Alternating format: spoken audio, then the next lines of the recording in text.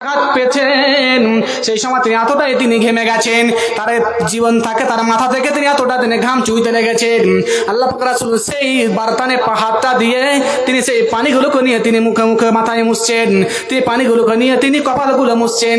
এতটাই তিনি ঘেমে গেছেন, এতটাই তার মৃত্যুর ভয় চলে এসেছে, তাকে মৃত্যুর ভয়।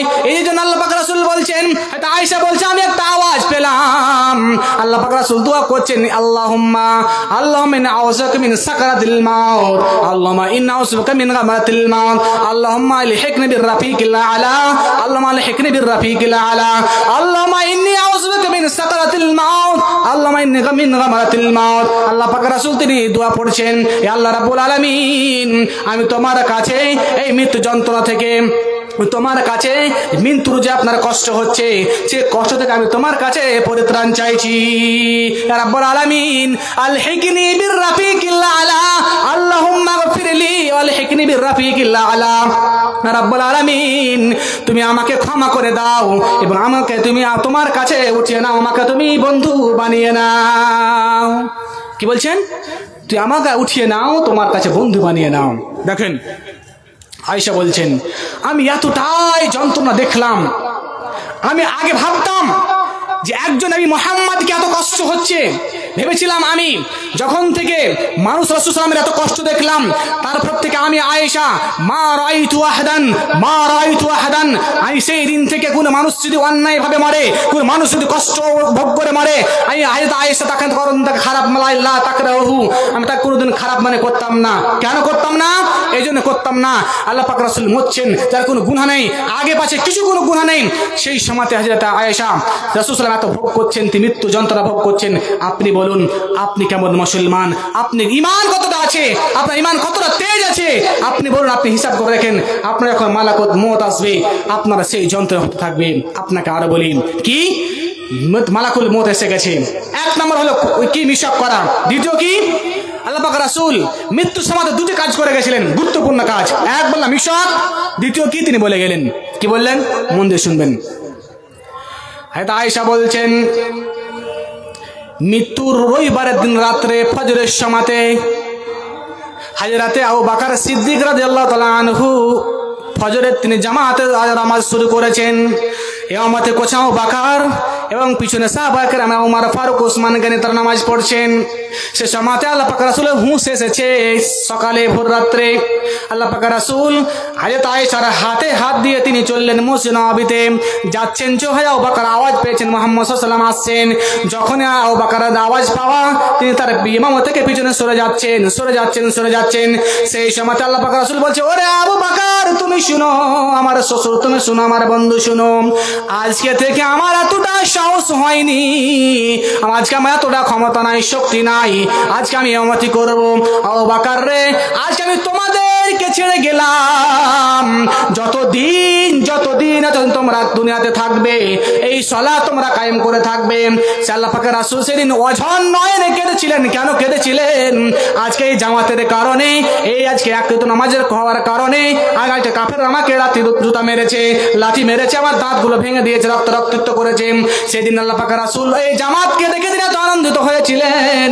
সেদিন বলেছিলেন, আবু বকর রে তুমি শুনে নাও, আজকে থেকে আমার পরে তুমি ইমামতি করবে। যখন তুমি মরে যাবে তারপর হযরত উমর ফারুক করবেন, যখন উমর ফারুক মরে যাবে উসমান গনি করবেন, উসমান মরে যাবে তারপর আলী রাদিয়াল্লাহু আনহু করবেন। তিনি এই করে বললেন, শেষ পরে তিনি কি বললেন, আসসালাতু ওয়া মা মালাকাত আইমানুকুম, এর বিশ্বের মানুষ নামাজ তো নামাজ পড়বে। শেষে কি বললেন? এক মিশক, দ্বিতীয় কি নামাজ পড়বে। আচ্ছা বলুন তো, আপনার নামাজ ঠিকঠাক পড়ছেন তো? দেখেন, যদি আপনি ঠিকঠাক নামাজ না পড়েন, তাহলে কিন্তু আপনার এই মওতটা এতটা কঠিন হবে, আপনি ডাইরেক্ট জাহান্নামে যাবেন। দেখেন কি বললাম, মওতের সময়তে যদি আপনার ঈমান ঠিক না থাকে, যদি আপনি ঈমানদার হতে না পারেন, তাহলে আপনার মওতটা সে কাফেরের মতো হবে, আবু জাহলের মতো হবে, উসবা সাইবার মতো হবে।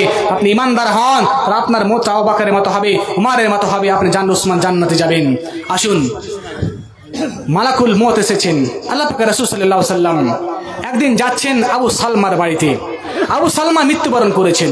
দেখেন এখানে একটা কথা বলে দিই আপনাদের, যেদিন আল্লাহ পাক রাসূল মরছেন এমতো অবস্থায় আবু বকর তিনি সেখানে আছেন। তিনি রাসূলের কাছে গেলেন, তার মেয়ে আয়েশার ঘরে তিনি গেলেন। যাওয়ার পর রাসূল তো মরে গেছেন। আল্লাহ পাক রাসূল তার কাপড়টাকে উঠিয়ে, মুখ ঢাকা ছিল, কাপড়টাকে উঠিয়ে তিনি চুম্বন করলেন, তিনি কাঁদছেন। বাকা আবু বকর সিদ্দিক আলা রাসূলুল্লাহ, আল্লাহ পাক রাসূলের উপরে তিনি রাসূলের জন্য কাঁদছেন। সেই সময়তে আবু বকর সিদ্দিক তিনি এই কাপড়টাকে তিনি একটু সরিয়ে দিয়ে তিনি চুম্বন দিলেন। আপনাকে একটা কথা বলি, এখানে মৃত্যু ব্যক্তিকে আপনি চুম্বন দিতে পারেন, আপনার নিকটবর্তী লোক, আপনার দাদু, আপনার ছেলে, আপনার পোতা, আপনার এই নিজস্ব লোককে আপনি মরা ব্যক্তিকে চুম্বন দিতে পারেন, এতে কোনো অসুবিধা নেই। আবু বকর সিদ্দিক মুহাম্মদ সাল্লাল্লাহু আলাইহি ওয়াসাল্লামকে দিয়েছেন। আসুন, আল্লাহ পাক রাসূল সাল্লাল্লাহু আলাইহি ওয়াসাল্লাম তিনি একদিন আবু সালমা মৃত্যুবরণ করেছেন। রাসূল গেলেন, যাওয়ার পরে দেখছেন হয়তো আবু সালমার চোখগুলো খোলা আছে, চোখগুলো খোলা আছে। কিছুক্ষণ আগে তিনি মরেছেন, তার মালাকুল মউত তার আত্মাটা নিয়ে চলে গেছে। কিছুক্ষণ পর রাসূল ঢুকছেন, দেখছেন তার চোখগুলো খোলা আছে। আল্লাহ পাক রাসূল সেই সময়তে মসজিদে তার বাড়িতে গিয়ে তিনি বলছেন, দোয়া করছেন, আল্লাহুম্মা গফির লি আবি সালমাতা রাব্বাল আলামিন, তুমি আবু সালমাকে তুমি ক্ষমা করে দাও। কি বললেন? তিনি যখন ঘরে প্রবেশ করলেন সময়তে আল্লাহ রাসূল বলছেন, আল্লাহ পাক রাসূল, ইয়া আল্লাহ রাব্বুল আলামিন, তুমি এই আবু সালমাকে ক্ষমা করে দাও, তুমি তাকে জান্নাতবাসী করে দাও, তার কবর আযাবকে তুমি হালকা করে দাও, তার কবর আযাব থেকে তুমি মুক্ত করে দাও। তিনি দোয়াটা বললেন। আর কি করলেন? তিনি হাত দিয়ে, আল্লাহ পাক রাসূল নিজের হাত দিয়ে তিনি এই চোখগুলোকে চেপে ধরলেন। কিছুক্ষণ চেপে ধরার পরে চোখগুলো বন্ধ হয়ে গেল। এখানে একটা কথা আপনাকে বলি, মানুষ যখন মরে যাবে, যারা সেই জায়গাতে উপস্থিত থাকবেন, দেখবেন হাত, পা, চোখ, মুখ সব যেন আপনার অনেক সময় কি হয়, তিনি কি বলেন ওখানে, যে এই আবু সালমা যে মৃত্যুবরণ করেছে, তার যখন ইন্না রুহা ইদা কুবিদা, তখন তার আত্মাটা এখন কবজ করা হয়েছে, মালাকুল মউত যখন নিয়ে গেছে, সেই সময়তে ইত্তাবা, তাকে স্মরণ করে আছে। অর্থাৎ এই চোখ উপরে যে এই রূহটা আত্মা যেতে লেগেছে, সেই সময়তে মালাকুল মউত যখন তাকে নিয়ে চললো এই আত্মাটাকে আবু সালমার, সেই সময়তে আবু সালমার চোখটা তার দিকে চেয়ে আছে, দেখতে আছে, অনুসরণ করতে আছে, এই জন্য চোখটা খোলায় থেকে গেছে। ওই জন্য রাসূল বলছেন, যখন কোনো মানুষ যখন মৃত্যুবরণ করবে, তখন তোমরা সেখানে থাকবে, তখন তোমরা কি করবে, সেই হাতগুলো ঠিকঠাক করে নেবে এবং পাগুলো যদি টেঁড়া থাকে সোজা করে দেবে এবং চোখগুলো বন্ধ করে দেবে। আসুন, আল্লাহ পাক রাসূলের কথাগুলো বললেন। আচ্ছা, আপনাকে একটা কথা বলি, কি যে এই মালাকুল মউত আমাদের কাছে আসবে, তো মালাকুল মউত যে আসবে, তা আপনি কিছু তৈরি করেছেন না করেননি? আল্লাহ তাআলা বলছেন কি, বিসমিল্লাহির রহমানির রহিম, ইয়া আইয়ুহাল্লাযীনা আমানুত্তাকুল্লাহ ওয়াল তানজুর নাফসুম মা কদ্দামাত লিগাদিন ওয়াত্তাকুল্লাহ ইন্নাল্লাহা খাবীরুম বিমা তা'মালুন। আল্লাহ রাব্বুল আলামিন তিনি ঈমানদারকে ডেকে বলছেন, হে ঈমানদারেরা, যারা আল্লাহকে বিশ্বাস করেছো, যারা নবীকে বিশ্বাস করেছো, যারা আল্লাহর কোরআনকে যারা বিশ্বাস করেছো, নবীর হাদিসকে বিশ্বাস করে, তোমরা শুনো, ইত্তাকুল্লাহ, তোমরা আল্লাহকে দেখে ভয় করো।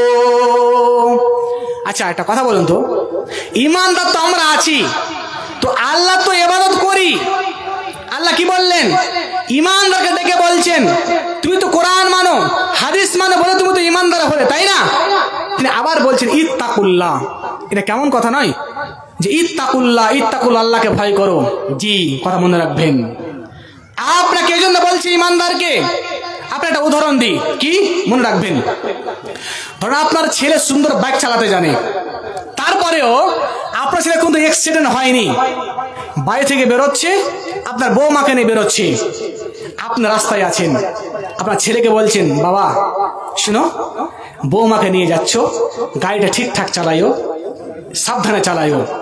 দেখেন, আপনার ছেলে সারা জীবন গাড়ি চালিয়ে আসলো, তারপর আপনি কি বলছেন, যখন আপনি যাবেন, ছেলেকে বলছে, যখন তুমি রাস্তায় চলবে, ঠিকঠাক গাড়ি চালাবে, ভালোভাবে গাড়ি চালাবে, সুন্দর করে গাড়ি চালাবে।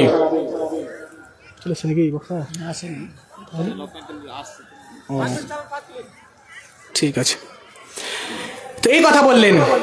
তাই বলছে আল্লাহ পাকের রাসূল, শুনো আল্লাহ তাআলা বলছেন যে আপনারা ঈমানদার আছেন ঠিক, আপনার ঈমান, আপনি নামাজ পড়তে গিয়ে অনেক ভুল হয়ে থাকে, আপনি আল্লাহকে মানতে গিয়ে অনেক ভুল হয়ে থাকে, আপনি ঈমানদার মুসলমান হওয়া সত্ত্বেও দেখবেন কিছুদিন আগে কিছুদিন পরে দেখবেন আমাদের ভালো কথা মেলা আসবে, এই মুসলমানের বাচ্চারা, এই মাতিয়ার ছেলেরা, বাকিয়ার লোকেরা, সলমানের লোকেরা, বিষ্ণুপুরের লোকেরা ওই ভালো হিন্দুদের মেলাতে যায়।